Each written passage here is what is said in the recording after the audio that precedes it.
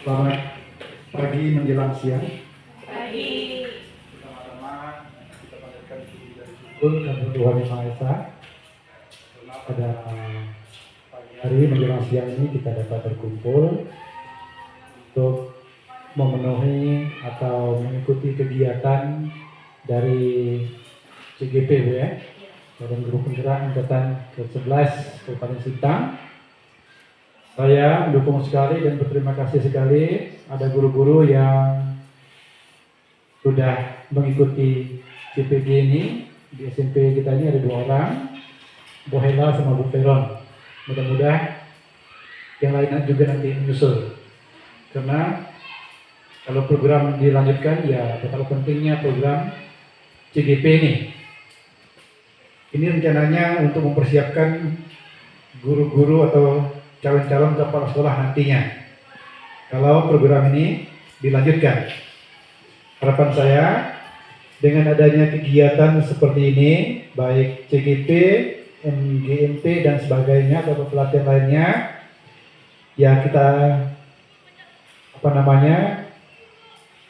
semoga juga pelayanan kita terhadap siswa juga meningkat, terutama kedisiplinan kita, tanggung jawab kita sebagai seorang pendidik, supaya kita dapat melaksanakan tugas dengan baik. Mudah-mudahan ke depannya nanti kalau ada pembukaan CGP lagi, ya semuanya mendaftar, mudah-mudahan ada lulus nantinya. Semakin banyak guru mengikuti CGP ini semakin bagus saya kira. Mungkin itu saja yang dapat saya sampaikan. Untuk selanjutnya kita persilakan untuk Ibu menyampaikan materinya. Selamat pagi dan salam sejahtera untuk kita semua. Sekali lagi saya mengucapkan terima kasih untuk Bapak dan Ibu guru hebat semuanya yang bersedia meluangkan waktunya untuk kita berbagi atau sharing tentang penyebaran pemahaman dan penerapan pengalaman budaya positif di sekolah kita, yang akan dibawakan oleh saya, Helaria, calon guru penggerak Angkatan 11 Kabupaten Sintang, SMP Negeri 6 Kayan Hilir. Jadi di sini saya akan memaparkan sedikit tentang penerapan pengalaman budaya positif, di mana budaya positif ini harus diterapkan atau bisa kita terapkan di sekolah kita. Konsep dari pendidikan menurut Ki Hajar Dewantara itu adalah melibatkan pengakuan akan pentingnya budaya dan lingkungan positif di sekolah yang menempatkan murid sebagai fokus utama. Dalam konsep Ki Hajar Dewantara, pendidikan bukan hanya transfer pengetahuan, tetapi juga mencakup pembentukan karakter dan pengembangan potensi setiap murid. Oleh karena itu, menciptakan budaya dan lingkungan yang mendukung, inklusif, dan memperdayakan di sekolah menjadi kunci untuk mewujudkan visi pendidikan yang diinginkan. Jadi sesuai dengan konsep pemikiran Ki Hajar Dewantara yang menyatakan bahwa pembelajaran ini harus terpusat pada murid atau siswa. Dan sebelum kita lebih jauh mengenai materi tentang budaya positif, di sini ada beberapa pertanyaan pemantik. Nanti Ibu Bapak silakan menjawab setuju atau tidak setuju. Yang pertama, hukuman dapat mendisiplinkan anak. Apakah setuju atau tidak setuju? Setuju. Ya. Kemudian nanti kita tampung ya jawabannya. Kemudian yang kedua, pemberian hukuman dengan hal positif seperti membaca atau membersihkan halaman sekolah dapat meningkatkan disiplin anak. Setuju atau tidak setuju? Setuju. Oke. Yang ketiga, memberi penghargaan dapat meningkatkan motivasi belajar anak. Setuju atau tidak setuju? Setuju. Jadi di sini pertanyaan pemantiknya, hukuman dapat mendisiplinkan anak. Ini sebenarnya hukuman dapat mendisiplinkan anak, apakah setuju atau tidak setuju? Di sini bisa setuju, bisa juga tidak. Artinya, anak kalau kita hukum, dia bukan nanti malah disiplin, tetapi anak itu dia memiliki kalau kita sebagai penghukum, anak itu nanti cenderung dia akan mengulangi kesalahan-kesalahan yang sama. Jadi nanti kita punya posisi kontrol. Apakah posisi kontrolnya nanti kita sebagai penghukum, kemudian posisinya sebagai pembuat rasa bersalah, teman, kemudian pemantau dan manajer. Nanti kita akan bahas di berikutnya. Konsep inti dari budaya positif yang pertama di sini adalah perubahan paradigma belajar. Kemudian yang kedua, disiplin positif. Kemudian yang ketiga, nilai-nilai kebajikan. Kemudian yang keempat, kebutuhan dasar manusia. Kemudian yang kelima, motivasi perilaku manusia. Yang keenam, posisi kontrol guru. Dan yang ketujuh, keyakinan kelas. Dan yang kedelapan, segitiga restitusi. Inilah konsep inti dari budaya positif yang akan saya sampaikan pada hari ini. Ya, yang berikutnya ada pembelajaran dengan paradigma baru. Ya, jadi Bapak Ibu, sebelum saya menjelaskan, saya mau bertanya lagi. Biasanya dalam pembelajaran kita berpusat pada siswa atau terpusat pada guru? Ya. Jadi dalam proses pembelajaran kita harus berpusat pada siswa, bukan terpusat pada guru. Jadi sesuai dengan paradigma yang dijelaskan oleh Ki Hajar Dewantara yang di depan tadi, bahwa pembelajaran dia harus terpusat pada siswa atau pada murid, di mana disesuaikan dengan pembelajaran berdiferensiasi. Jadi di sini pembelajaran dengan paradigma baru merupakan pembelajaran yang dirancang berdasarkan prinsip pembelajaran berdiferensiasi sehingga para peserta didik belajar sesuai kebutuhannya berdasarkan tahap perkembangan sesuai teori psikologi modern untuk mewujudkan profil pelajar Pancasila. Jadi di sini pembelajaran kita berpusat pada siswa. Ini kita menggunakan yang disebut dengan pembelajaran berdiferensiasi, di mana kita sebelum melakukan proses pembelajaran di kelas, kita harus melakukan namanya adalah tes diagnostik awal. Di mana tes diagnostik ini bisa dilakukan, ada dua tes diagnostik, itu non kognitif dan tes diagnostik kognitif. Di sini kalau non kognitif ini dia berkaitan dengan gaya belajar dari peserta didik. Jadi sebelum kita belajar di kelas, kita harus tahu dulu apa sih kebutuhan dari siswa tersebut, dari cara belajarnya, apa hobinya, kemudian apakah dalam belajar gaya belajarnya dia suka mendengarkan musik, kemudian apakah dari cara belajarnya anak ini aktif, kemudian apakah belajarnya dia ini suka mendengarkan atau melalui musik, kemudian mendengarkan ataupun melakukan praktikum.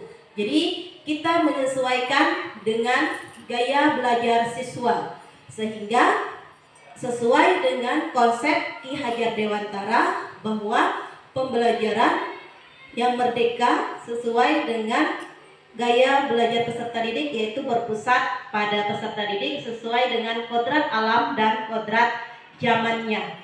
Jadi kita tidak lagi seperti pembelajaran zaman dahulu yang berpusat pada guru. Kalau dulu yang lebih banyak aktifnya adalah guru. Jadi sekarang kita yang lebih aktifnya adalah peserta didik, di mana nanti ini akan terwujud profil pelajar Pancasila. Nah, seperti yang Bapak Ibu ketahui, profil pelajar Pancasila kita yang ada 6 di situ profil pelajar Pancasilanya. Yang pertama adalah beriman, bertakwa kepada Tuhan dan Yang Maha Esa dan berakhlak mulia. Kemudian di sini diharapkan siswa akan memiliki keimanan dan ketakwaan yang kuat kepada Tuhan Yang Maha Esa. Kemudian yang kedua, berbinekaan global. Ya, di sini jadi peserta didiknya harus memiliki rasa berkebinekaan global. Kemudian yang ketiga adalah gotong royong. Jadi diharapkan peserta didik mampu bekerja sama dengan kawannya, rekannya seperti itu. Kemudian peserta didik juga harus memiliki yaitu nilai yang kreatif. Jadi mereka harus mampu kreatif, kemudian memiliki pemikiran yang bernalar kritis dan bersifat mandiri.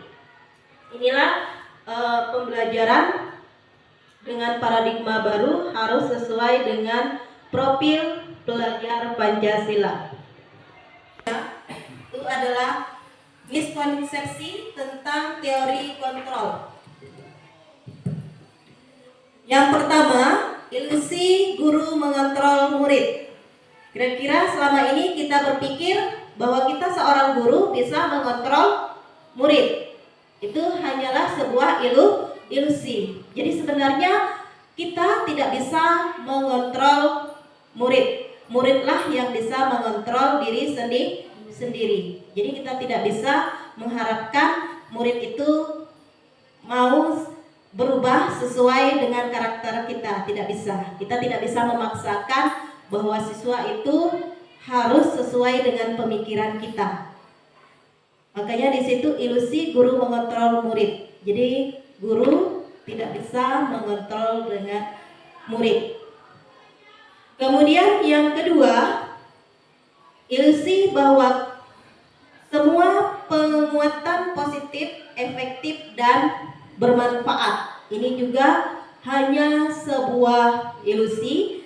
Jadi semua pengetahuan yang positif, efektif dan bermanfaat ini juga hanya sebuah ilusi. Kemudian yang ketiga, bahwa kritik dan membuat rasa bersalah mampu menguatkan karakter. Ini juga hanya sebuah ilusi. Jadi kalau kita memberi kritik ataupun membuat siswa itu merasa bersalah pada waktu mereka melakukan kesalahan, ini tidak akan membuat atau menguatkan karakter dari peserta didik tersebut. Ini malah nanti bisa membuat peserta didik menjadi merasa tidak percaya diri seperti itu.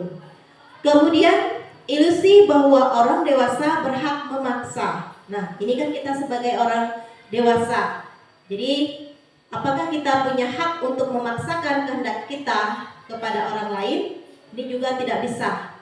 Jadi kita tidak bisa memaksakan kehendak kita kepada orang lain. Nah, contohnya, misalnya di sini saya punya kertas. Ini saya punya kertas.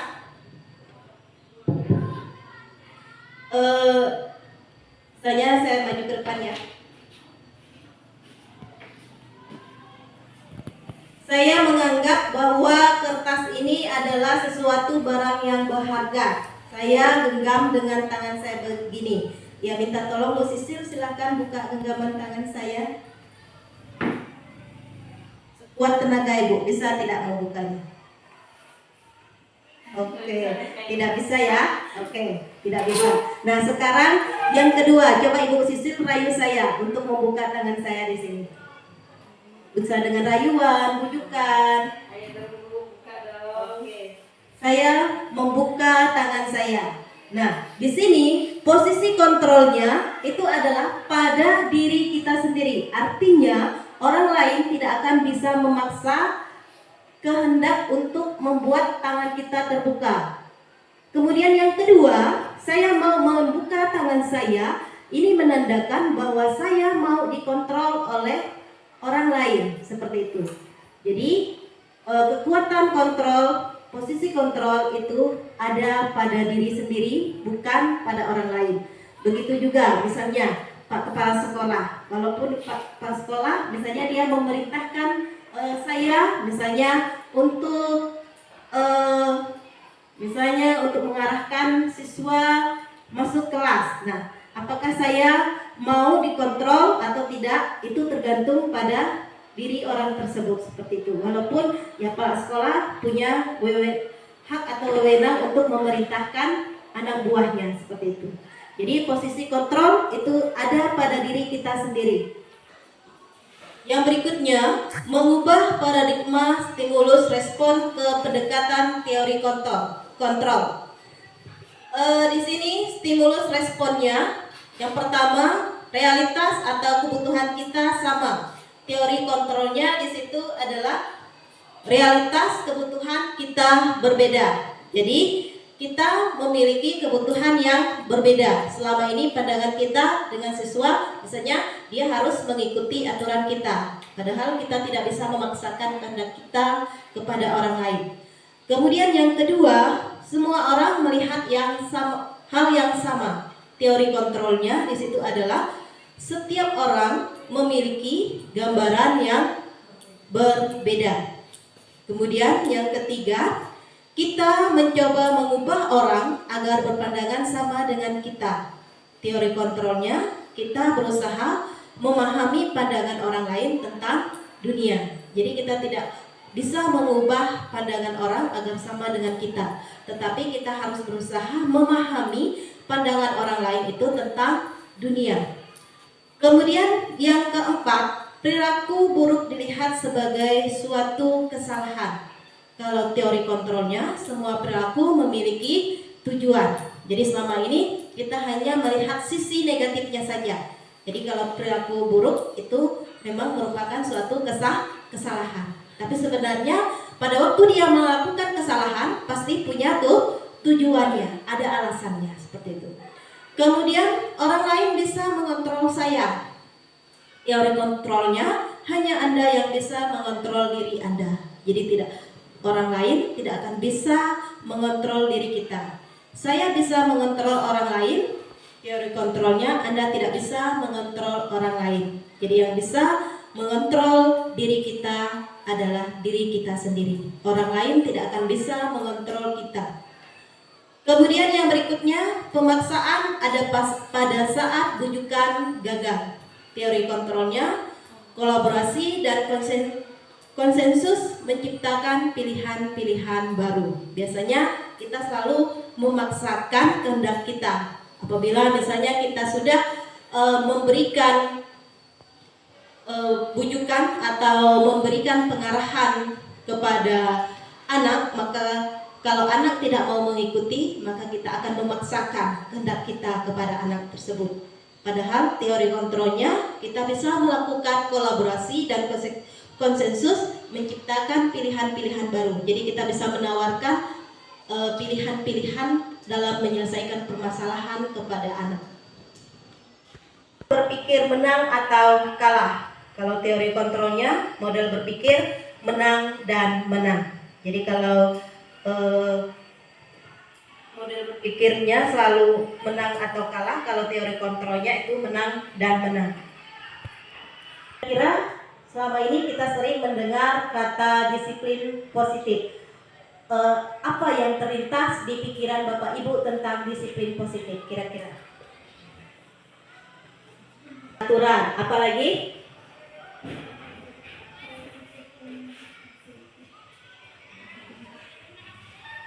Tanggung jawab, apa lagi? Jujur. Oke, tata tertib. Jadi selama ini kalau kita biasanya mendengar kata disiplin positif, pasti yang pertama sering dikaitkan adalah dengan peraturan, tata tertib, tanggung jawab dan lain sebagainya. Nah, di sini pengertian disiplin positif berasal dari bahasa Latin yaitu disiplina, yang artinya belajar. Jadi disiplin mengacu pada disiplin diri yang memiliki tanggung jawab terhadap apa yang dilakukannya berdasarkan nilai-nilai yang diyakini. Itu pengertian dari disiplin positif. Kemudian disiplin positif merupakan salah satu cara penerapan disiplin yang bertujuan untuk menumbuhkan kesadaran serta memperdayakan peserta didik tanpa imbalan penghargaan atau reward, ancaman atau hukuman. Kemudian pasal dan memiliki motivasi intrinsik dalam perubahan perilaku ke arah yang lebih baik. Jadi di sini disiplin positif ini perlu kita terapkan dalam lingkungan sekolah kita, adalah untuk menciptakan peserta didik yang memiliki disiplin diri sehingga mereka berperilaku mengacu pada nilai-nilai kebajikan universal dan memiliki motivasi intrinsik dalam perubahan perilaku ke arah yang lebih baik. Di sini ada nilai-nilai kebajikan. Jadi siswa atau peserta didik apabila dia sudah memiliki disiplin positif, maka diharapkan peserta didik itu nanti akan memiliki nilai-nilai kebajikan dalam diri peserta didik itu sendiri. Nah, apa sih nilai-nilai kebajikan itu? Nilai-nilai kebajikan adalah sifat-sifat positif manusia yang merupakan tujuan mulia yang ingin dicapai setiap individu.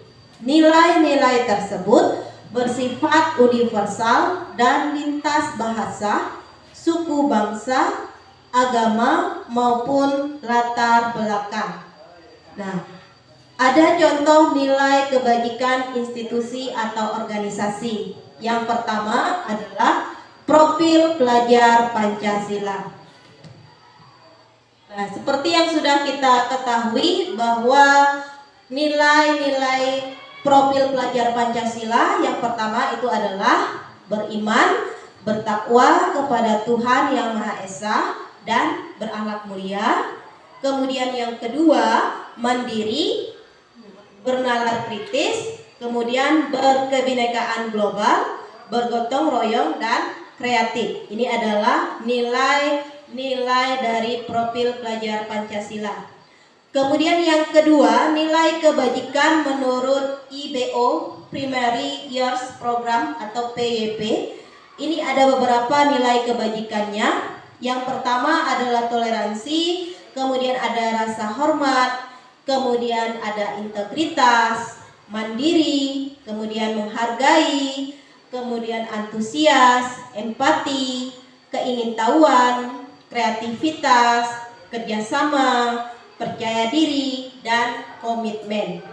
Kemudian yang ketiga, nilai-nilai kebajikan menurut keterampilan hidup atau life skill, yaitu yang pertama dapat dipercaya, kemudian lurus hati, kemudian pendengar yang aktif, kemudian tidak merendahkan orang lain, dan memberikan yang terbaik dari diri. Inilah nilai-nilai kebajikan yang terdapat di dalam institusi atau organisasi. Yang berikutnya adalah kebutuhan dasar manusia. Jadi, kebutuhan dasar manusia adalah segala sesuatu yang kita lakukan untuk mendapatkan apa yang kita inginkan. Seluruh tindakan yang kita lakukan memiliki tujuan tertentu dan semua usaha baik yang kita lakukan adalah dalam rangka agar kebutuhan dasar kita terpenuhi dengan baik. Dasar manusia. Ada 5 kebutuhan dasar manusia. Yang pertama, bertahan hidup. Kemudian yang kedua, kasih sayang dan rasa diterima. Yang ketiga, penguasaan. Yang keempat, kebebasan. Dan yang kelima adalah kesenangan. Kebutuhan dasar manusia yang pertama, bertahan hidup, ini mencakup makanan, pakaian, tempat tinggal, keamanan, dan kesehatan. Sedangkan yang kedua, kebutuhan dasar manusia akan kasih sayang dan rasa diterima. Ini adalah rasa diterima, diperdulikan, berbagi, kerjasama, menjadi bagian dalam kelompok. Kemudian yang ketiga, kebutuhan dasar manusianya adalah penguasaan. Ini mencakup harga diri, keinginan untuk dianggap, memimpin, berprestasi, diakui, dan didengar. Kemudian kebutuhan dasar manusia yang keempat adalah kebebasan. Ini mencakup mandiri, memiliki pilihan, mencoba hal baru, mampu mengendalikan arah dirinya. Kemudian yang kelima, kebutuhan dasar manusia adalah kesenangan, mencakup bermain, humor, antusiasme, dan tertawa. Nah, inilah 5 kebutuhan dasar manusia. Jadi pada waktu misalnya peserta didik memiliki permasalahan di kelas atau di sekolah, kita sebagai guru harus mengetahui dulu apa sih apakah kelima dasar kebutuhan dasar manusia dari peserta didik tersebut sudah terpenuhi atau belum. Biasanya siswa melakukan kesalahan ini karena dia merasakan ada kebutuhan dasarnya yang belum terpenuhi. Jadi dia ingin menunjukkan melalui sikapnya. Nah, contohnya begini. Misalnya ada kasus seorang siswa suka merebut makanan teman-temannya di kelas. Kira-kira apa kebutuhan dasar yang mau dipenuhi dari siswa tersebut? Jadi yang pertama, dia untuk bertahan hidup. Jadi dia merampas makanan kawannya karena dia merasa lapar. Jadi dia ingin makan. Jadi karena orang tuanya tidak membawakan bekal dari rumah. Jadi dia merasa lapar, maka dia merampas makanan kawannya. Jadi di sini kebutuhan yang mau ditunjukkan bahwa anak tersebut adalah kebutuhan bertahan hidup. Kemudian yang kedua, kebutuhan apa yang mau dipenuhi lagi? Misalnya, pasti kalau dia merebut makanan kawannya, otomatis kawannya akan melaporkan kepada guru. Dan nanti guru pasti akan menginformasikannya kepada orang tuanya di rumah. Maka dari sini, kalau siswa kawannya yang dirampas tadi melaporkan pada guru, maka dia merasa diperhatikan. Ya kan? Dipanggil oleh guru, maka dia merasa diperhatikan guru. Dan nanti guru akan menginformasikan kepada orang tua, maka juga dia akan dapat perhatian dari orang tua. Jadi kebutuhan yang mau dia dapatkan di sini adalah kasih sayang dan rasa diterima. Kemudian alasan yang ketiga, kenapa dia merebut makanan kawannya, yaitu misalnya dia merasa menunjukkan dengan dia merebut makanan dengan kawan, dia merasakan dia memiliki power atau memiliki kekuatan. Dia merasa hebat. Dia mampu merebut makanan dari kawannya, dia merasa hebat. Maka di sini kebutuhan dasar yang mau ditunjukkan adalah penguasaan. Jadi dia mampu menguasai kawan-kawannya. Kemudian kebebasan.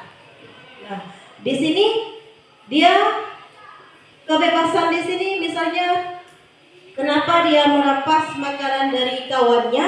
Misalnya dia bosan merasa mungkin makanan yang dibawakan dari orang tuanya, bekalnya mungkin makanannya itu saja.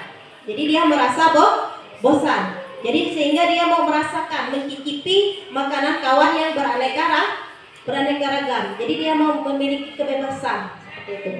Kemudian kesenangan. Yang berikutnya, apa alasannya kenapa dia mau merebut makanan dari kawannya? Mungkin saja kalau dia merebut makanan kawannya, dia melihat ekspresi wajah kawannya, dia merasa tertawa, lucu kawannya yang dirampas makanannya.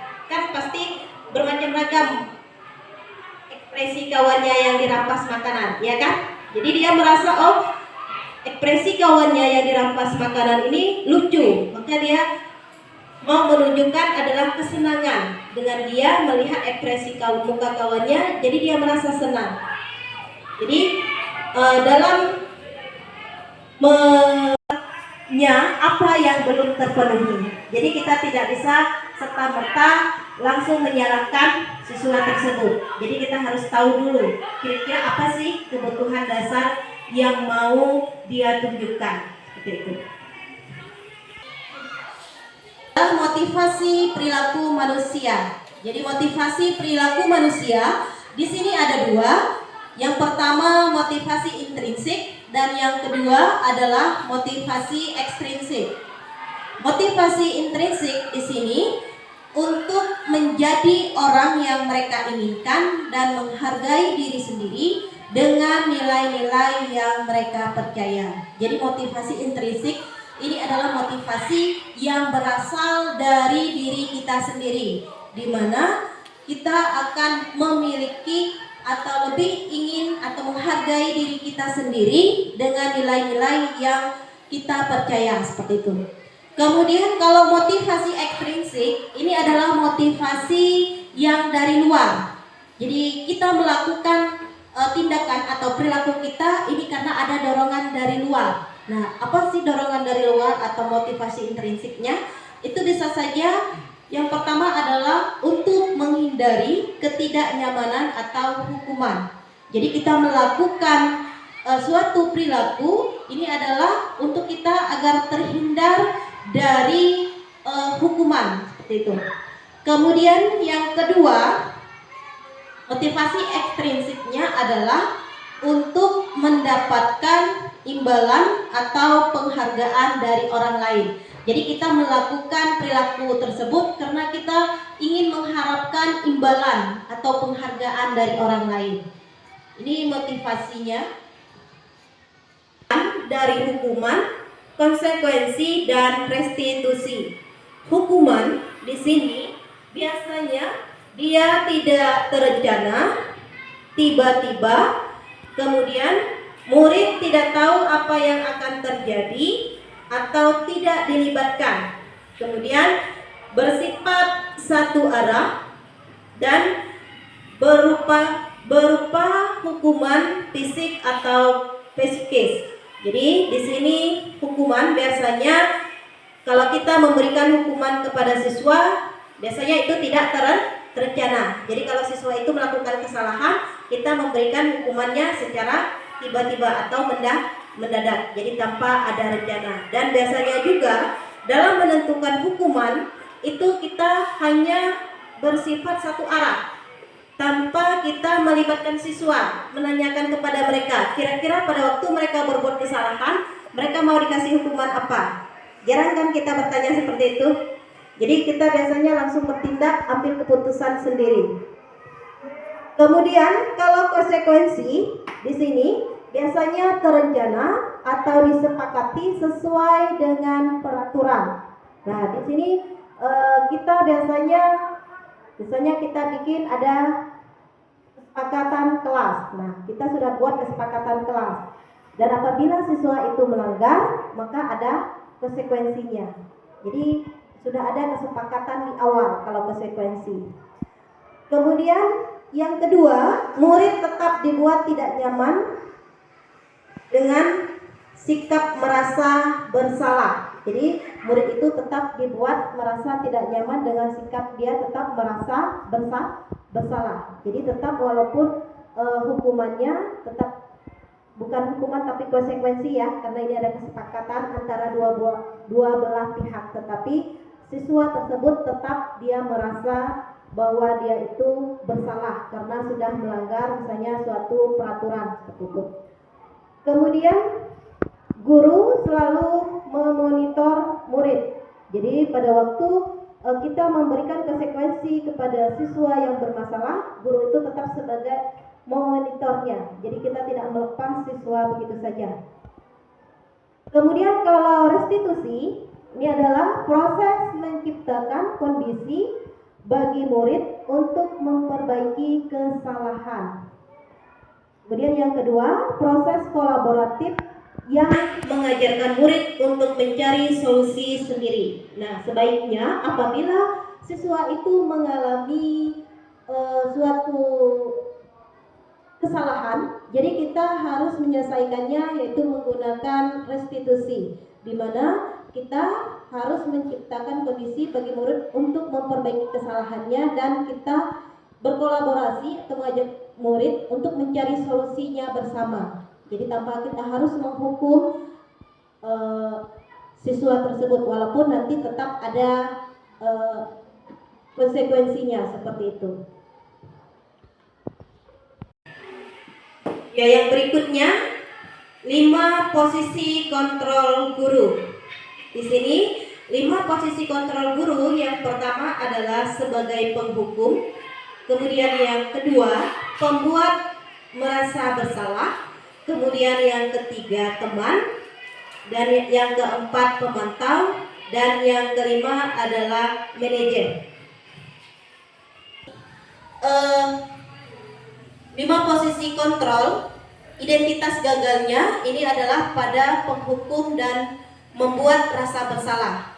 Identitas suksesnya atau kontrol dari luar ini adalah teman dan pemantau. Kemudian identitas berhasil atau sukses kontrol diri ini adalah sebagai manajer. Jadi kalau penghukum di sini biasanya kita selalu menggunakan kata-kata yang kasar seperti itu.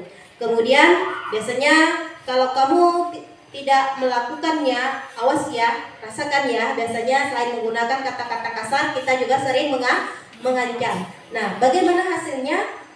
Di sini hasilnya itu akan membuat siswa itu menjadi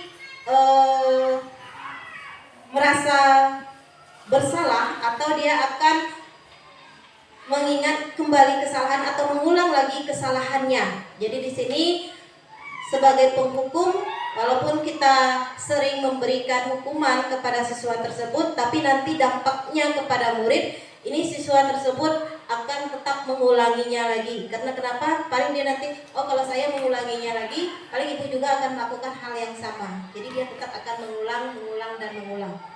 Kemudian pembuat rasa bersalah. Ini biasanya guru itu berkata, kamu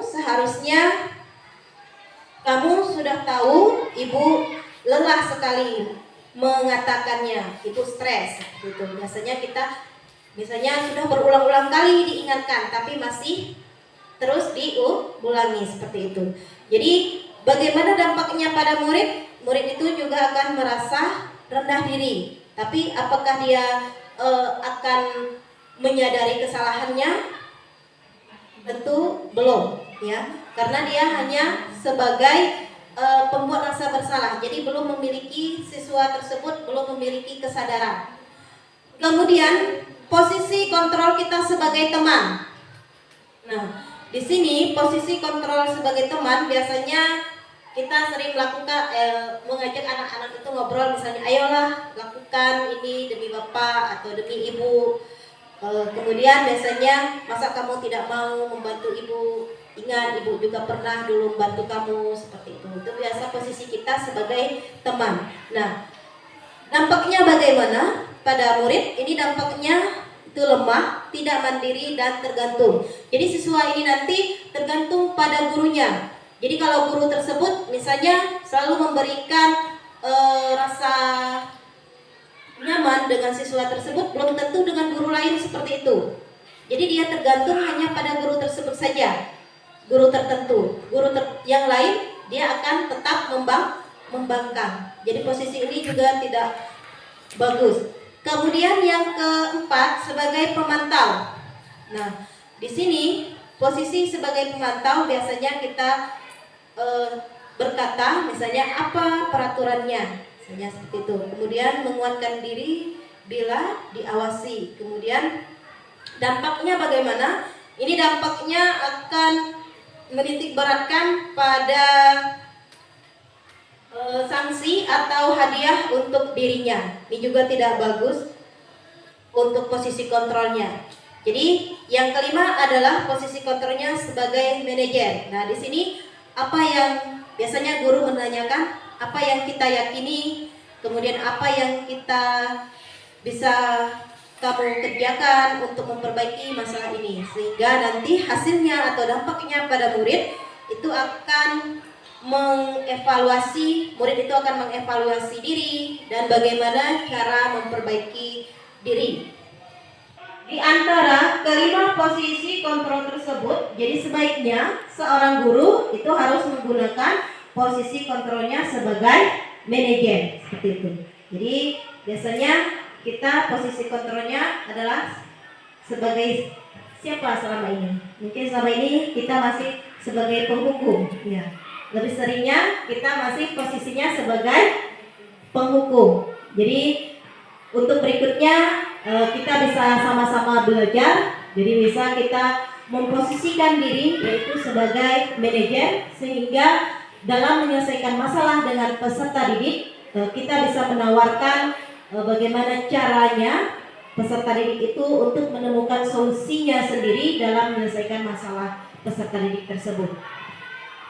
Posisi kontrol, kemarin kebetulan siswa kita itu adalah Theophilus, dia suka Justin, dia suka terlambat datang sekolah. Nah, di sini kemarin pada waktu dia terlambat sekolah, kemarin kami melakukan pemanggilan kepada Justin dan mencoba menerapkan posisi kontrol. Biasanya kalau siswa datang terlambat, biasanya kalau posisi kita sebagai penghukum, kita itu sering misalnya memberikan hukuman kepada siswa untuk berdiri di depan kelas misalnya selama satu jam pelajaran, ataupun misalnya kita memberikan hukuman kepada siswa misalnya memungut sampah, seperti itu. Ini posisi kita sebagai penghukum. Kemudian kalau posisi kita sebagai pembuat merasa bersalah, misalnya kita bisa melakukan atau menanyakan kepada siswa tersebut, berapa kali ibu atau bapak harus memberitahu kamu selalu saja mengecewakan ibu atau bapak. Jadi kita bisa menggunakan kata-kata seperti itu untuk membuat siswa itu merasa bersalah.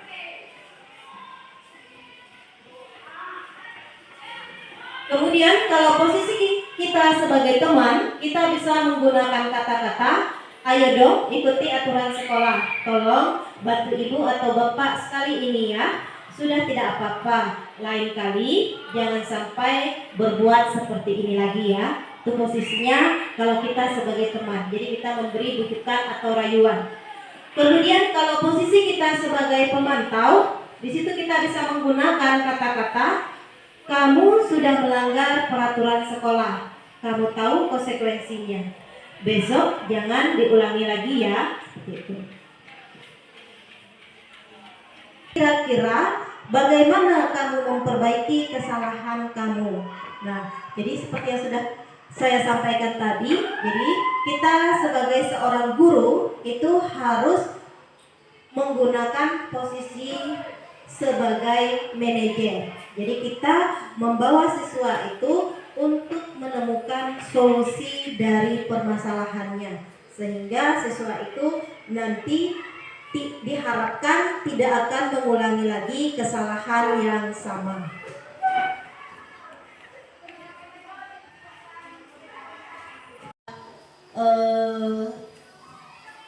Posisi kontrol apakah aku? Nah, kira-kira saya kecewa sekali dengan kamu. Kira-kira ini posisi kontrol apa Bapak Ibu? Apakah sebagai penghukum, kemudian apakah sebagai pembuat rasa bersalah, teman, pemantau, atau manajer? situ adalah pembuat rasa bersalah. Oke. Kemudian yang kedua, kamu tidak pernah benar melakukannya. Ini posisi kontrol kita sebagai apa? Apakah sebagai penghukum, pembuat merasa bersalah, teman, manajer, atau pemantau? Oh iya, betul. Jadi itu kamu tidak pernah benar melakukannya. Ini posisi kontrolnya itu adalah sebagai penghukum. Menyelesaikan masalah ini. Kira-kira apa posisi kontrol kita di situ? Sebagai manajer. Iya, betul sekali. Itu posisi kita adalah sebagai manajer. Jadi kita membuat siswa itu untuk merencanakan kira-kira apa solusinya dalam menyelesaikan masalah peserta didik tersebut. Kemudian yang keempat, ayo lakukan demi bapak atau ibu ya. Itu kira-kira posisi kontrol kita sebagai ya, sebagai teman. Kemudian yang kelima, kamu tidak pernah mendapatkan nilai jika tidak mengerjakan tugas. Kira-kira posisi kontrol kita sebagai apa di sini? Pemantau. Ya, posisi kita adalah sebagai pemantau. Jadi siswa itu tidak akan dapat nilai jika tidak mengerjakan tugas.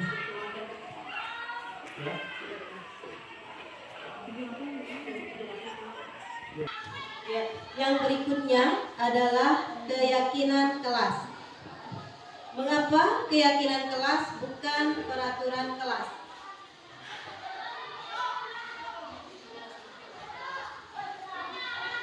Ya di sini kita mengapa menggunakan keyakinan kelas bukan peraturan kelas? Karena keyakinan kelas ini adalah salah satu disiplin positif yang bisa kita terapkan dalam membangun budaya positif di sekolah. Jadi kalau peraturan ini biasanya lebih ke sifat mengatur, memaksa.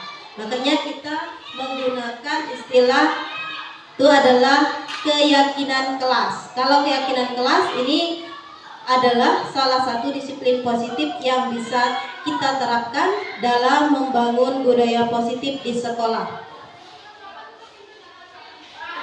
Contoh atau pembentukan dari keyakinan kelas di kelas 9. Jadi di sini kami membuat yang pertama adalah membuat peraturan kelas.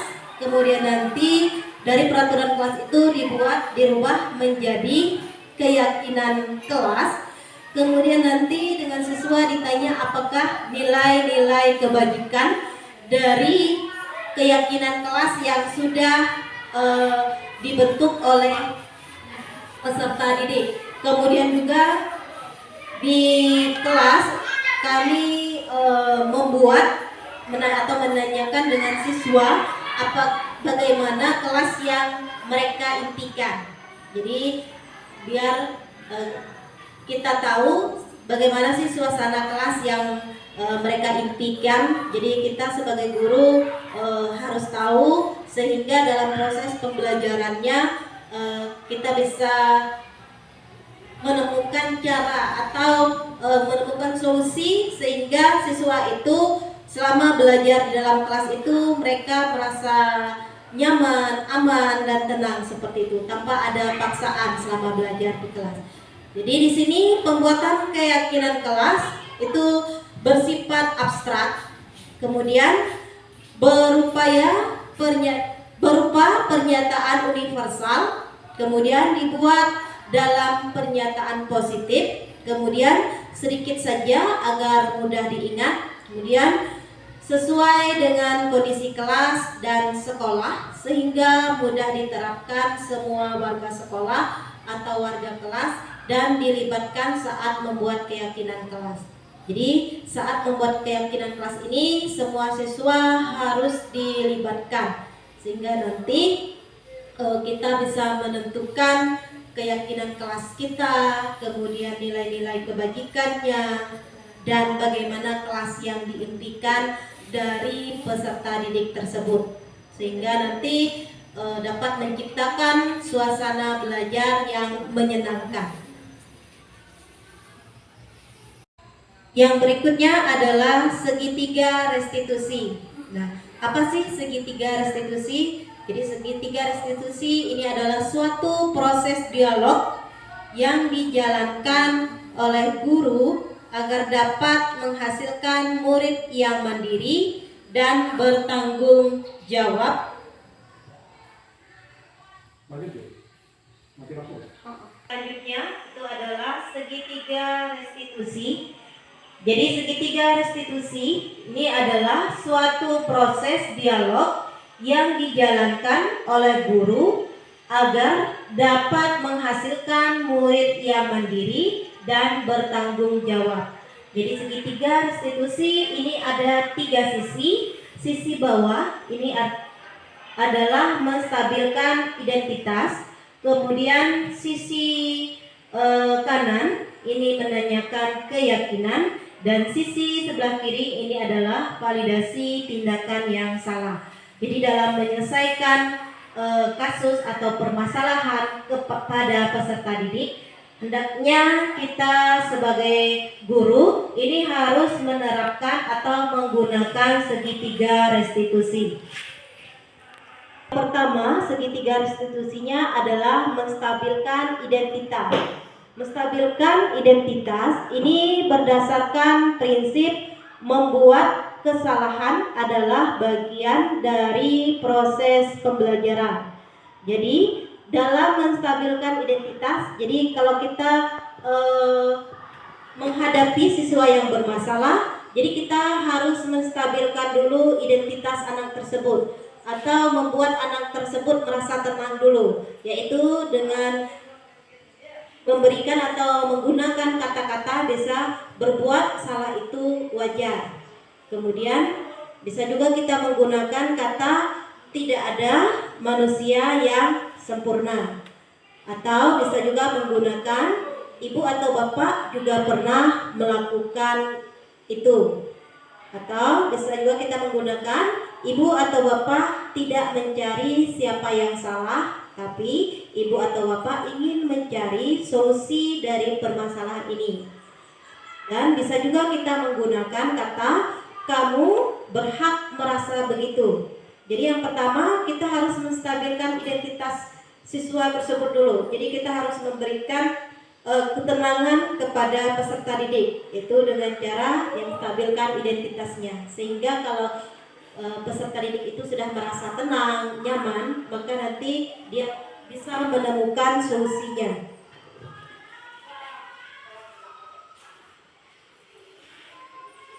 Kedua, ini adalah validasi tindakan yang salah. Jadi setelah kita menstabilkan identitas dari peserta didik, kita menggunakan segitiga restitusi yang kedua. Ini adalah validasi tindakan yang salah. Ini artinya berdasarkan prinsip setiap perilaku berupaya memenuhi suatu kebutuhan tertentu. Jadi kita bisa menggunakan kata-kata kamu pasti punya alasan mengapa melakukan hal itu. Jadi kita bisa menanyakan kepada anak tersebut.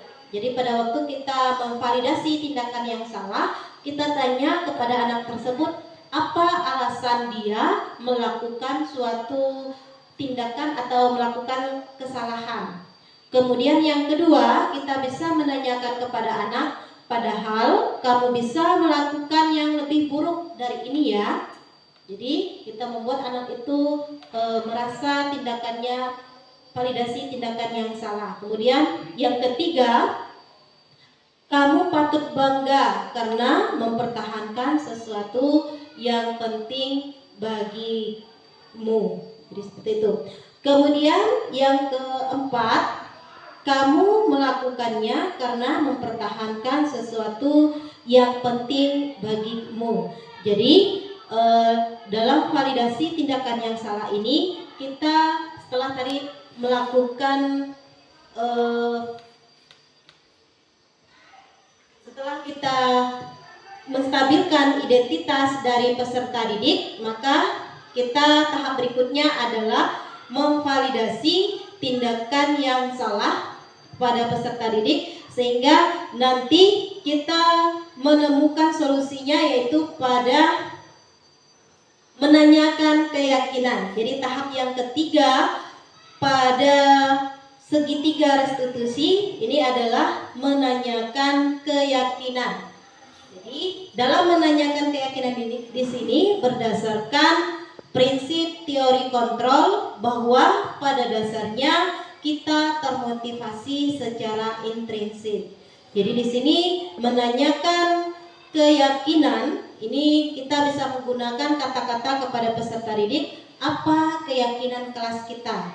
Kemudian nilai-nilai apa yang telah disepakati bersama. Jadi apa keyakinan kelas kita. Jadi kita bisa menanyakan kepada peserta didik sehingga peserta didik itu akan merasa dia itu dilibatkan, dilibatkan, kemudian nilai-nilai apa yang telah disepakati bersama. Jadi kita tanya, tadi kita sudah membuat kesepakatan di kelas. Nah sekarang kira-kira nilai-nilai apa yang telah kita sepakati bersama, kemudian apa yang sudah kamu langgar, seperti itu. Kemudian seperti apa gambaran sebuah kelas yang ideal menurut kamu. Kemudian kamu ingin menjadi orang yang seperti apa. Jadi diharapkan pada waktu kita menanyakan keyakinan, di sini peserta didik menemukan solusi dalam permasalahan yang dialami oleh peserta didik itu sendiri. Jadi kita hanya memfasilitasi, jadi peserta didik itulah yang menentukan solusi dari permasalahannya tersebut. Jadi diharapkan kalau peserta didik mendapatkan suatu atau melanggar suatu peraturan atau melakukan kesalahan, jadi kita jangan terburu-buru langsung menghukum dari peserta didik tersebut. Jadi kita harus tahu dulu, kita harus menstabilkan identitasnya, kemudian kita harus membuat validasi rasa bersalahnya, dan barulah kita menanyakan keyakinan. Jadi dalam menyelesaikan masalah dengan peserta didik, di sini kita harus menerapkan yang terbaik adalah segitiga restitusi. Jadi diharapkan ya untuk kedepannya kita bersama-sama dalam menyelesaikan permasalahan dengan peserta didik. Jadi tidak langsung kita ambil tindakan menghukum. Jadi kita bisa saling belajar, sama-sama belajar untuk menerapkan segitiga restitusi ini. Jadi yang terakhir ini adalah dalam menerapkan program disiplin positif, hendaknya guru memiliki standar kepribadian, profesional dan sosial yang baik, di mana guru mampu merefleksikan dirinya dalam posisi kontrol saat ini. Bagaimana pembelajaran dirinya sebagai among atau manajer yang menuntun murid-muridnya menjadi insan yang mandiri, merdeka, dan bertanggung jawab. Ini sesuai dengan standar nasional pendidikan. Jadi hendaknya di sekolah kita bisa menerapkan disiplin positif ini di sekolah kita untuk membuat siswa-siswa kita memiliki kepribadian atau karakter yang baik, sehingga nanti diharapkan ya peserta didik itu memiliki karakter atau nilai-nilai kebajikan sesuai dengan profil pelajar Pancasila, yaitu beriman, bertakwa kepada Tuhan Yang Maha Esa, kemudian dan berakhlak mulia, kemudian berkebinekaan global, kemudian mandiri, gotong royong, kreatif, dan bernalar kritis. Dan kita sebagai guru hendaknya bisa memposisikan kita sebagai manajer, bukan lagi sebagai penghukum, kemudian pembuat rasa bersalah, kemudian teman ataupun pemantau. Jadi untuk kedepannya dalam menyelesaikan kasus atau permasalahan peserta didik di kelas kita atau di sekolah, hendaknya kita sebagai seorang guru bisa memposisikan kita yaitu sebagai manajer, di mana posisi manajer ini kita bisa membuat siswa menentukan atau menemukan sendiri solusi apa yang harus diambil siswa tersebut dalam menyelesaikan masalah yang dihadapinya.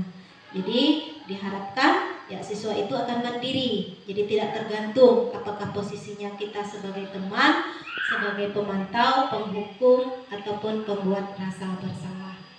Kemudian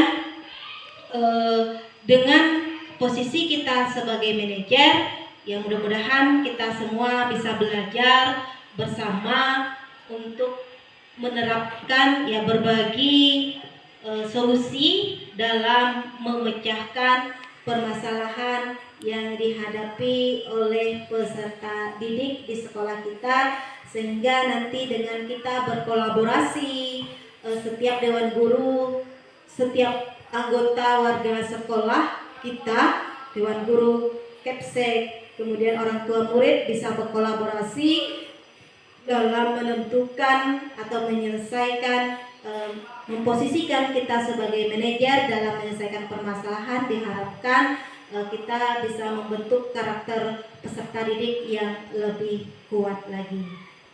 Ini saja yang bisa saya sampaikan untuk hari ini. Lebih kurangnya saya mohon maaf. Akhir kata, selamat pagi dan salam sejahtera untuk kita semua. Salam guru penggerak, tergerak, bergerak, dan menggerakkan. Terima kasih. Selamat pagi.